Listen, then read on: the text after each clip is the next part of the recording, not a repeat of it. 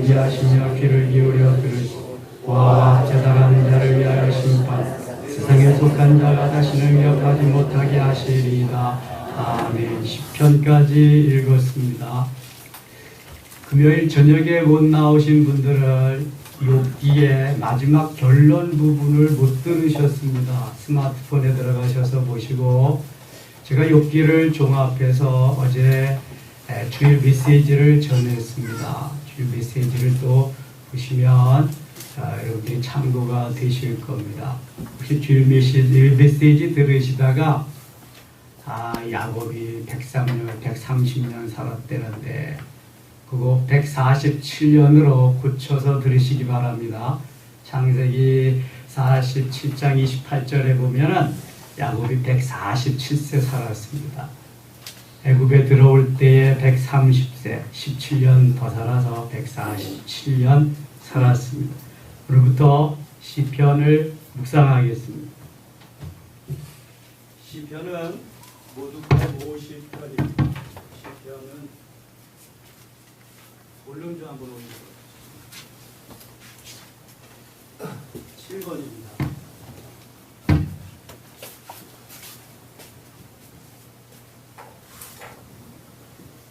시편은 모두 150편입니다.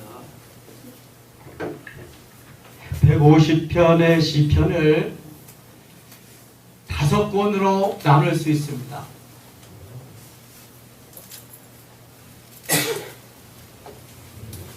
다른 성경은 장으로 이렇게 말하는데 시편은 꼭 편이라고 말합니다. 시편 몇 편 몇 편. 제1권은 1편 1, 42, 73, 90, 107. 여러분이 이렇게 입력시켜 놓으면은 시편의 5권이 머리에 금방 들어옵니다. 한번 따라 합시다. 1, 42, 73, 90, 107. 여기다가 이제 갖다 붙이면 됩니다. 41편까지. 또 갖다 붙이면 돼요. 72편까지. 붙이면 됩니다. 89편까지. 붙이면 106편까지. 붙이면 150편까지. 1, 4, 2, 7, 3, 90, 107 하면은 시편 150편이 다 머릿속에 들어오게 됩니다. 외곽, 아웃라인. 주전한 천년 전에 쓰여졌고요. 기록한 사람들은 여러 명입니다. 절반가량이 다윗의 시고요. 3분의 1가량은 지은이를 알 수 없습니다. 거기에 솔로몬이나 모세나 아삽이나 헤만이나 뭐 이런 다른 분들이 조금씩 또 쓴 책들이 있습니다. 시편에는 성경에서 가장 짧은 구절이 나옵니다. 몇 편일 것 같아요? 117편.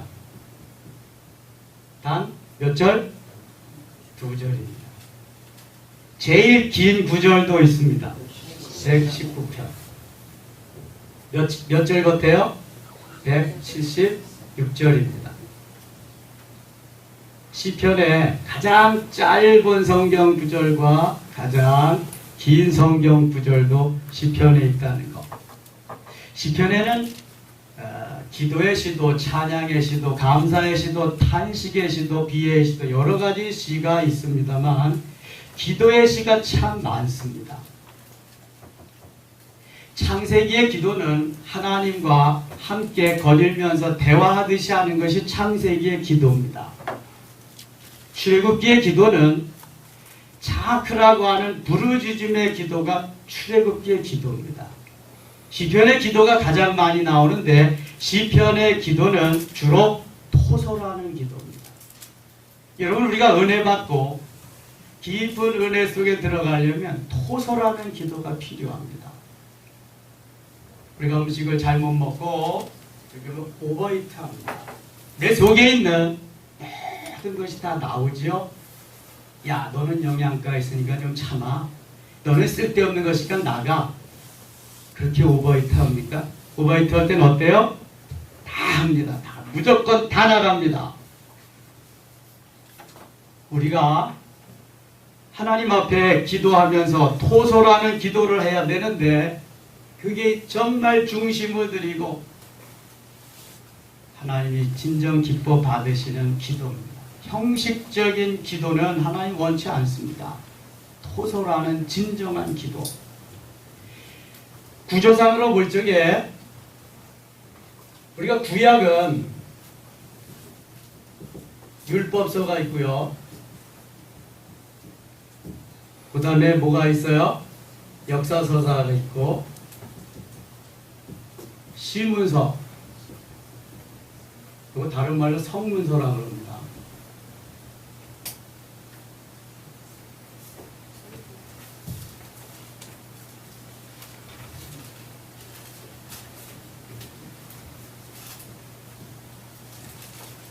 구약은 율법서, 역사서, 시문서, 성문서라고도 부르죠. 그 다음에 예언서,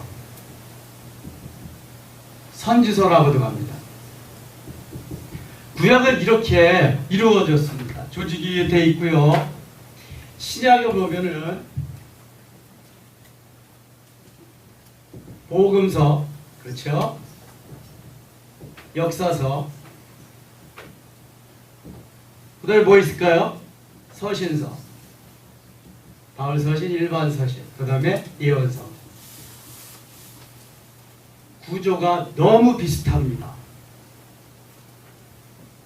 그 신학생들하고 하는 건데요. 우리가 상식적으로 좀 알아둘 필요가 있습니다. 율법서, 창출, 레위신 5권이죠. 역사서, 여호수아부터 에스더까지 10몇 권이 13권인가? 시문서 몇 권이요? 시문서, 성문서, 욥, 시편, 잠언, 전도, 아가서까지 5권. 예언서, 이사야부터 말라기까지. 이게 구약에 이렇게 구성된 구약의 조직입니다. 신약서는 복음서, 사복음, 마태, 마가, 누가, 요한복음, 역사서, 사도행전, 서신서, 로마서부터 요한 3서까지. 그 다음에 예언서, 요한계시록. 옛날에 묵시서라고 그랬습니다.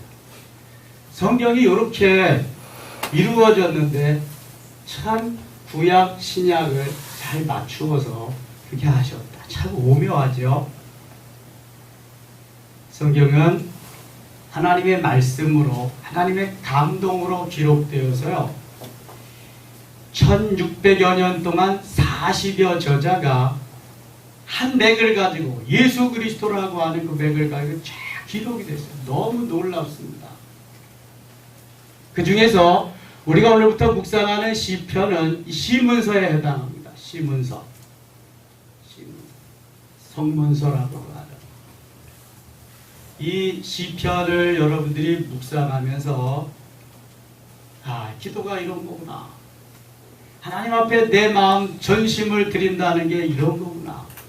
신앙생활은 이렇게 해야 되는 거구나 하는 것을 좀 깨닫고 은혜 속에 깊이 들어가는 시간이 되었으면 좋겠습니다. 시편을 읽을 때도요. 탁탁탁탁 떨어져서 참 경쾌하고 좋아요. 다른 건 읽기가 어려운 문장들도 있는데 시편은 참 같이 통독하기도 좋습니다. 시편을 많이 읽어보세요. 이 시문서가, 이 성문서가 지혜의 문서고 참 여러 가지 귀한 것들을 우리에게 전해줍니다. 이제 1편부터 좀 묵상하겠습니다. 시편 1편은 시편 150편 가운데 서론적인 시가 시편 1편입니다. 본론적인 시가 23편입니다. 결론적인 시가 150편입니다. 그렇다면 하나님이 복 있는 사람으로 출발해서 그 복 있는 사람은 여호와가 나의 목자셔서 여호와 하나님이 다스리시고 여호와 하나님이 인도하시고 목자장 되시는 주님과 함께 사는 삶이 행복한 사람이다. 복 있는 사람이다. 그 복 있는 사람은 어떻게 살아야 되느냐?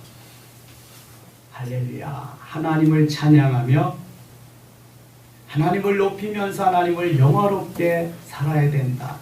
시편 150편에 보면은 그래서 성소에서 저기 하나님을 찬양하되 타악기와 현악기와 관악기를 총동원해서 살아계신 하나님을 찬양하라고 말씀합니다. 특별히 시편 146편부터 150편까지는 할렐루야로 시작해서 할렐루야로 마감을 합니다. 할렐루야는 무슨 뜻이죠?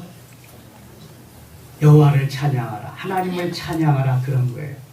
혹시 여러분들 인사하면서 할렐루야 할 때 당신을 찬양합니다, 그런 마음을 하시면 안 되겠죠.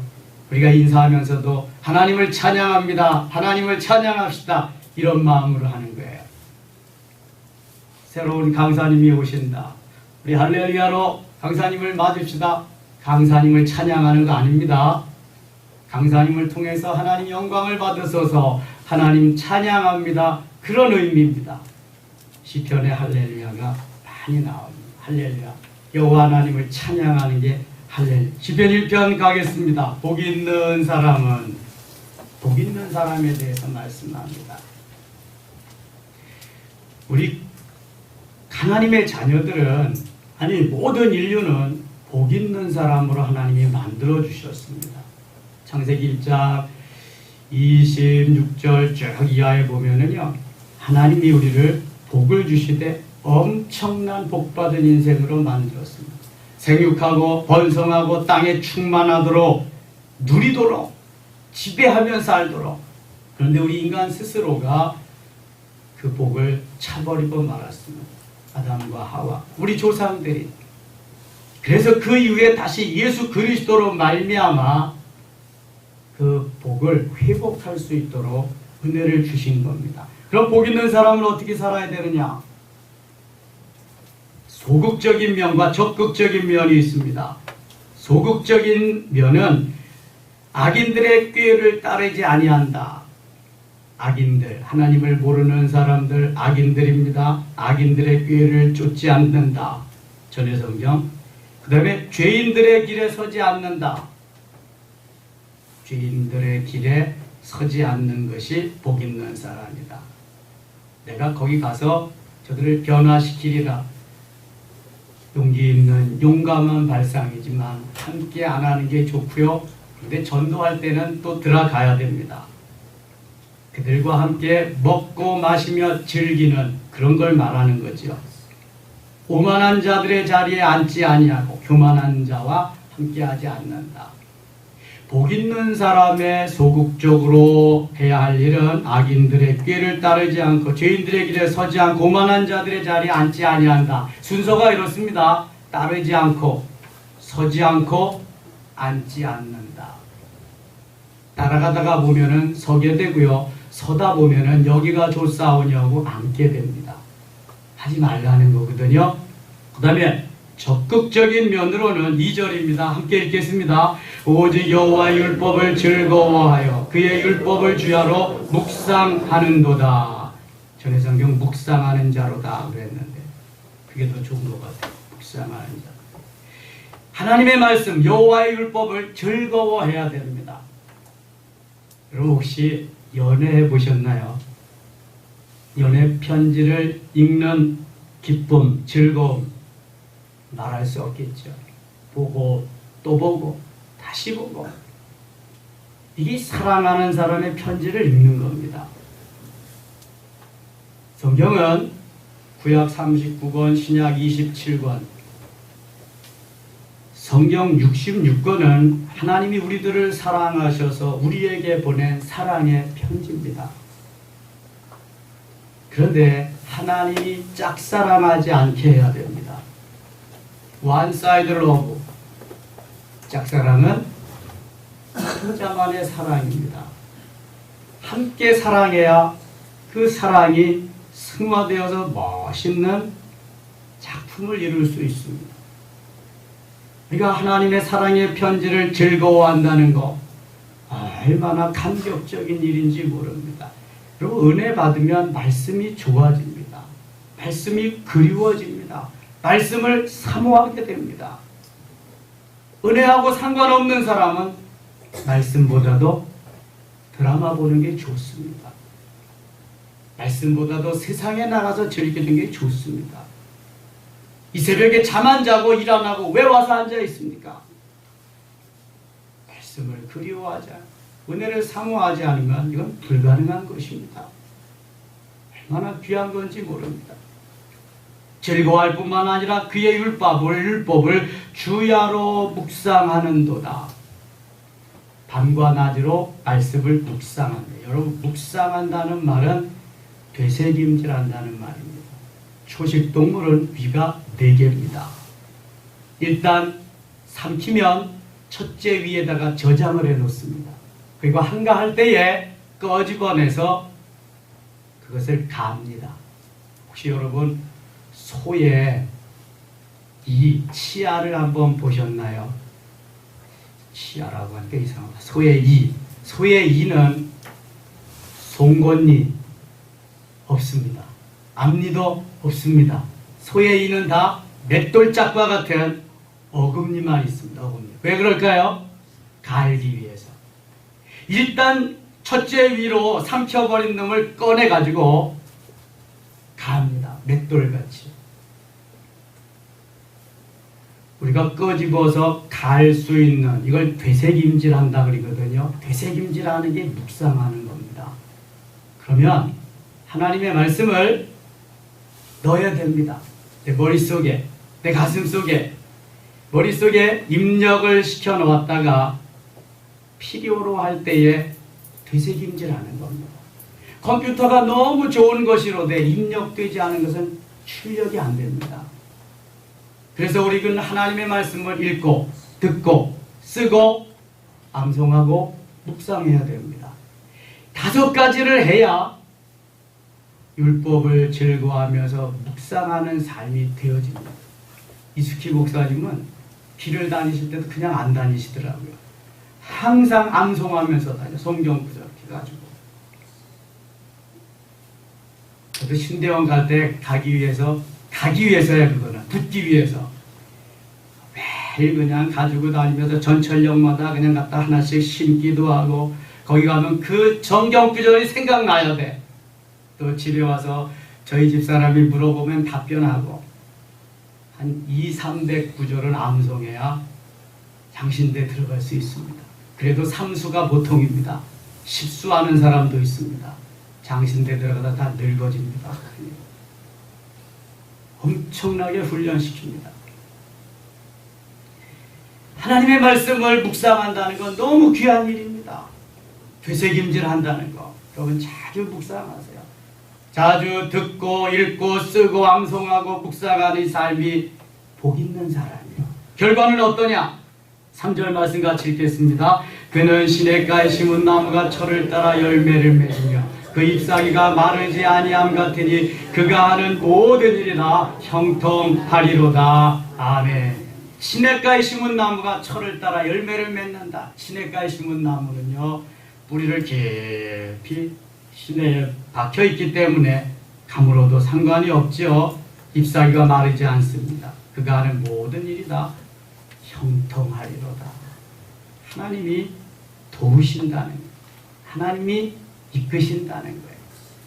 그런데 악인들은 그렇지 않다. 악인들의 형통을 부러워하지 마라. 잠언에 주로 그런 말씀이 많이 나옵니다. 3편으로 넘어가겠습니다. 3편에는 다윗이 압살롬이라고 하는 아들이 자기의 왕좌를 탈취해서 쫓겨날 때의 그 비참한 모습을 노래, 시로 옮긴 것입니다. 얼마나 기가 막히겠습니까? 사랑하는 아들에게 쫓겨나서 자기를 따르던 부하들이 그쪽에 가서 한편이 되고. 3절 한번 볼까요? 여호와여, 주는 나의 방패시여 나의 영광이시여 나의 머리를 드시는 자이십니다. 4절 같이 읽겠습니다. 내가 나의 목소리로 여호와께 부르짖으니 나의 성산에서 응답하시는도다. 아멘. 그럼 기가 막히고 어찌할 바를 모를 때에 기도도 잘 안 나오겠지만 그래도 하나님 앞에 엎드려야 됩니다. 도우시리 하나님밖에 없으시기 때문입니다. 8절도 함께 읽겠습니다. 구원은 여호와께 있사오니 주의 복을 주의 백성에게 내리소서. 아멘. 구원은 여호와께 있습니다. 당신은 이미 어렸을 때부터 믿음으로 하나님의 구원하심과 하나님께서 승리케 하심과 하나님께서 다스리심과 하나님이 이끄심을 너무 많이 경험한 사람입니다. 사편도 다윗의 시인데요. 내 의의 하나님이여 내가 부를 때 응답하소서. 곤란 중에 나를 너그럽게 하셨사오니 내게 은혜를 베푸사 나의 기도를 들으소서. 힘들고 어려울 땐 기도를 안 들어주시는 것 같아요. 하나님 들으시옵소서. 8절에도 내가 평안히 눕고 자기도 하리니 나를 완전히 살게 하시는 오직 여호와십니다.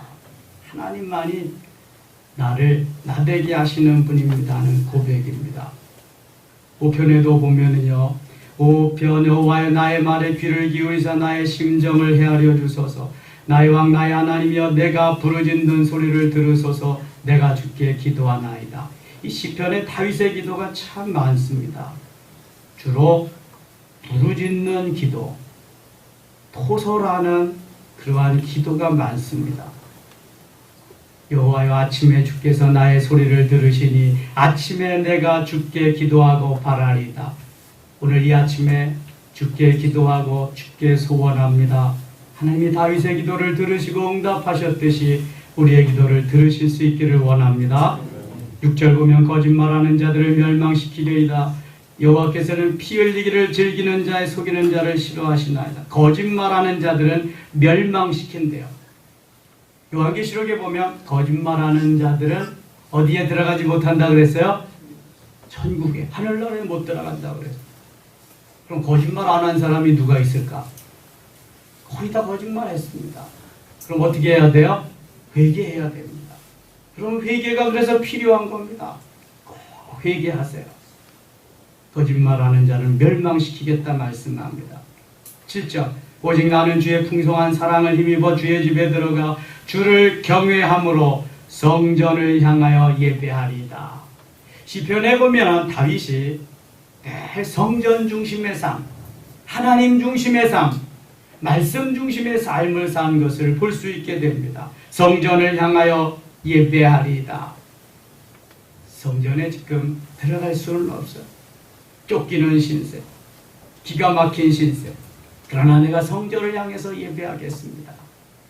다니엘도 포로로 잡혀가서 성전에 갈 수 없기 때문에 예루살렘 성전을 향해서 하루에 3번씩 무릎 꿇고 하나님 앞에 간절히 기도하는 내용이 다니엘서 6장 10절에 나옵니다.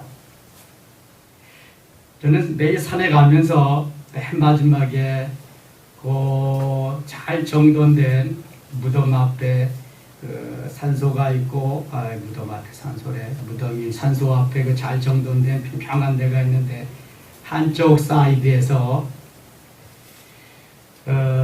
기도하면서 운동을 합니다.